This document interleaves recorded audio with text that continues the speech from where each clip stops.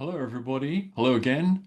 If you've been watching all these videos, this last one I wanted to say uh, or ask, are there any kinds of things that your child does during the day that looks like it's unpleasant for them and touch things that they might do? And I'm just wondering if I'm at least posing the question, are there some of these things that you could leave out? Could you consider leaving them out? Some things we just have to do, right? Like we might feel, oh, my child doesn't seem to have much of a sense of danger and they might run across the street. So even if they don't like me holding their hand, I'm going to hold their hand when we cross the road. Absolutely, absolutely great.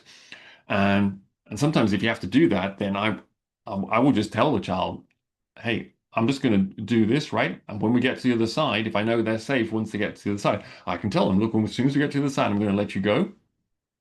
Or you can put your thinking cap on and you could think to yourself, well, how else could I do it? What else can I do that makes them feel, that makes me feel safe, that they're going to be safe, but also less of an issue for them and their touch? And it might be, oh, you know what? I'm just good like to hold your sleeve, right? As we go over, and as soon as they get over, I'm just going to let you go. Okay.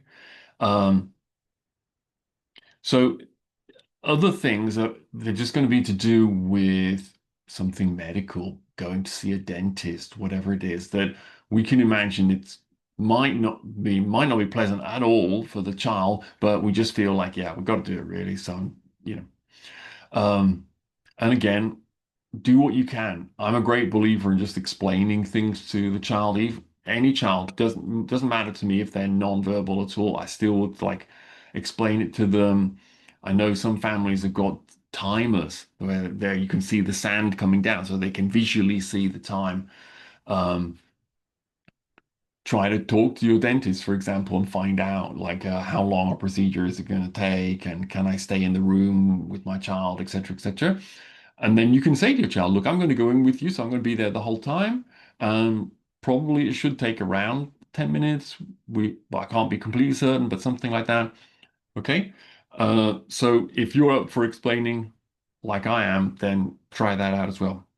All right. But if it's none of those things, if it's not to do with safety, if it's nothing to do with medical things that just have to be done, then I'm asking that you at least think about it.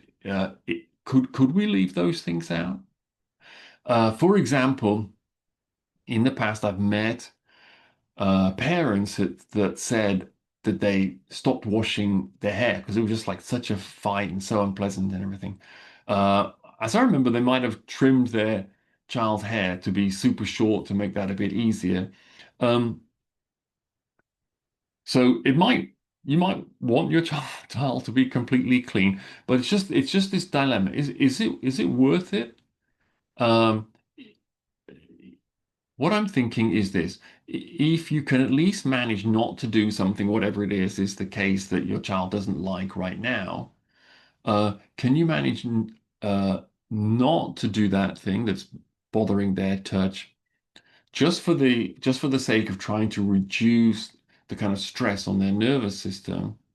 The more we can reduce that, the more the other things you might be doing, the stroking and the squeezing and so on, the more those things can help because there's not the stress, or there's at least less of it. Okay, because we don't live in an ideal world. There's at least less of the stress. Okay. Um, and what I was trying to say there was, if can you at least give these other positive things that I've suggested, can you give them a couple of months? Can you wait 2 or 3 months and not do this thing that you'd really quite like to do, but you know that your child finds it unpleasant, like physically unpleasant? Are you prepared to do that? If you're not, that's fine. I think, you're the bosses and you're taking care of your child as best you can. That's great. But I'm just posing it as a question. If there's something that you can think of that maybe you can like live without for a short while. All right. Very good. You can always come back to it afterwards. Hopefully they've made some progress in a couple of months and you can come back to doing that thing. All right. Definitely best of luck with all that you're doing. Best of luck with helping touch improve. Take care and good luck to you. Bye bye.